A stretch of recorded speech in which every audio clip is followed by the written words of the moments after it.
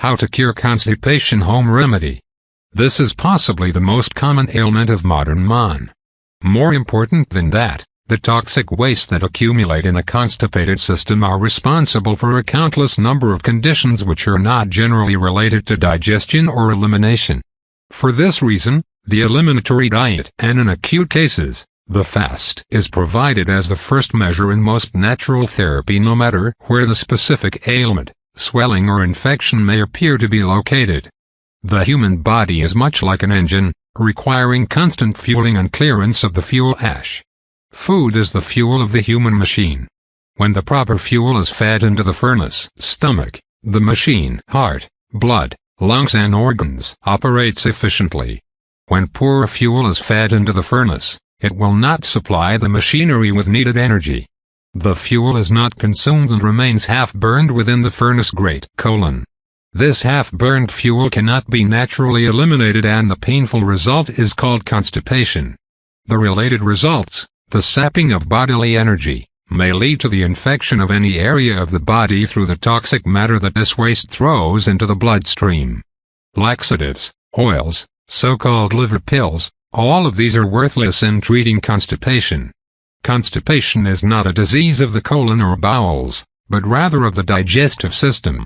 The root of constipation can be found in your refrigerator and on your stove, not in your body. Laxatives attempt to stimulate the peristaltic action muscles which perform elimination and induce bowel movements. Instead, they cause the peristalsis to become dependent upon such stimuli, and what you then have is a crutch, not a cure.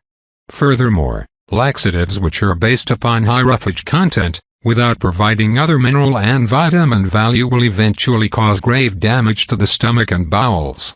Many ulcers and ruined digestive systems can be directly traced to heavy consumption of bran.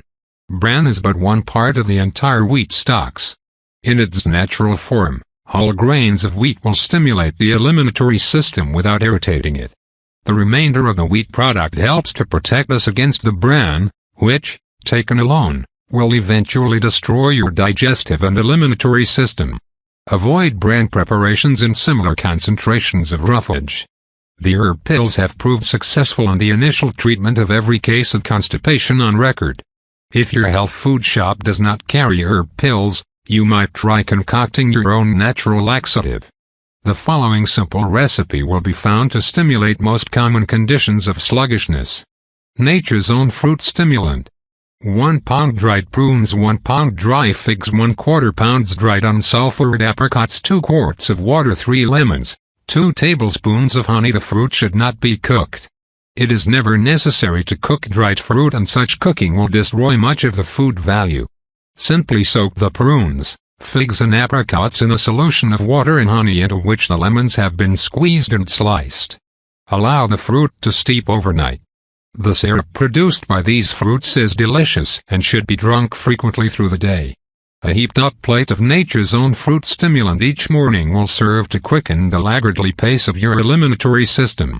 The increase in chronic constipation has made its symptoms of nausea, dizziness, fatigue, gaseousness, headaches, and cramps widely known.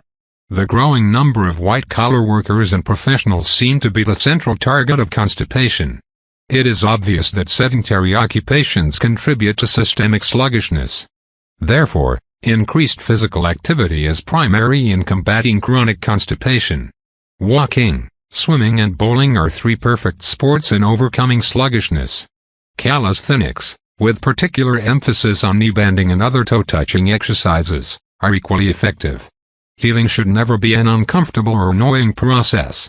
The most successful form of physical activity is that which not only attacks the point of infection, but also brings pleasure and satisfaction. Here again the value of tending mind and body at one and the same time is obvious and appreciable. Both acute and chronic constipation can only be ended through wise food habits and constant attention to bowel movements. The constipation sufferer cannot hope to attain regularity without providing a program of regularity for his eliminatory system. Once the cleansing and maintenance of a healthy digestive system have begun, you must provide a definite hour of the day for evacuation, and you must keep that appointment as regularly as you keep your office hours or your radio listening habits. Morning hours, Following the 2 large meals of the preceding day are best. But morning, noon and night, consistency is demanded. You must not fool your system, for in the end it is yourself who is being tricked. The idea that all men and women must maintain the same eliminatory habits is a mistaken approach to natural therapy. Nature goes to great lengths to preserve individuality. In a pail of snow, containing billions of snowflakes, no 2 snowflakes appear alike under the microscope. No 2 eliminatory systems are exactly alike. Where one person may require 2 and possibly 3 bowel movements a day, another will find need of no more than 1 each day. Individuality, not conformity, is the law of nature. Neither acute nor chronic constipation can be completely alleviated without first cleansing the system. Though the source of sluggishness is in your diet, the waste matter accumulated through improper nutrition cannot be eliminated merely by adopting sane eating habits. If a pipeline, meant to carry water, is suddenly flooded with oil, you will not clean that pipe merely by sending water through it once more. The pipe must be scoured out with an oil solvent at the same time as the intake of oil is halted and replaced with water.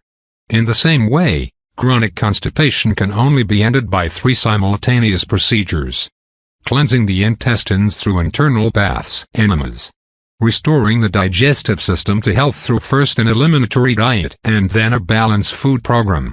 Incorporating nature's agents, air and natural baths particularly, in your daily life. K.R. was a woman of 52 who had suffered from chronic constipation for 8 years. She complained of headaches, dizziness, loss of appetite, intermittent cramps and general fatigue. She was underweight, though this is not common to chronic constipation, and sallow-skinned, with deep lines of fatigue etched upon her face. The discomfort she had known all those years made sleeping difficult and threatened to create an acute condition of insomnia. In addition to the eliminatory diet and daily air baths, warm, natural baths were prescribed, accompanied by abdominal massages. Increased physical activity, sleeping out and a 1-a-day enema administered at 9 in the morning, were also included in her treatment. The enema was warm, 72 degrees, and no more than 10 ounces, a large water glass. Since K.R.'s condition was chronic, it was necessary to administer a larger enema than is usually demanded and to begin each bowel movement with these internal baths. In less serious cases a smaller bath, about 4 to 6 ounces, or half a water glass, was generally prescribed to follow bowel movements and serve to increase the effectiveness of the movement. K.R.'s condition, however, demanded that each movement be induced through an enema which she retained for 10 to 15 minutes simply by lying upon her stomach for that period of time. These small enemas are called retentive enemas. However, a major internal bath, 1 pint, was given the first day. This major enema is not retained and the lying down process is unnecessary here. In 3 days, it was no longer necessary to induce bowel movements, and the internal bath was only used following the evacuation to help to cleanse any remaining waste from the intestines. However, noticeable improvement occurred in less than that time. By the 2nd day, K.R.'s appetite increased under the ministrations of the beautiful surroundings of the hills, daily air and natural baths, and a wholesome eliminatory diet which was expanded each day to accommodate her thriving appetite. Her natural baths were taken in the evening, and an abdominal pack was done following the bath and prior to retiring. A pitcher of water was placed at her bed to help her to increase liquid intake. Beyond these, the only remaining therapy was the full knee bending exercise to be performed prior to the internal bath each morning. K.R. left the sanatorium 2 weeks after she had entered. It may interest you to know that among the prescriptions for a future treatment given her upon leaving was the cryptic note, "Sack your domestic worker." K.R.'s condition grew largely from her sedentary life. The daily exertion of light housework, stooping, dusting, sweeping, etc., was not a part of her life. It is to be doubted whether K.R.'s domestic worker suffered from constipation.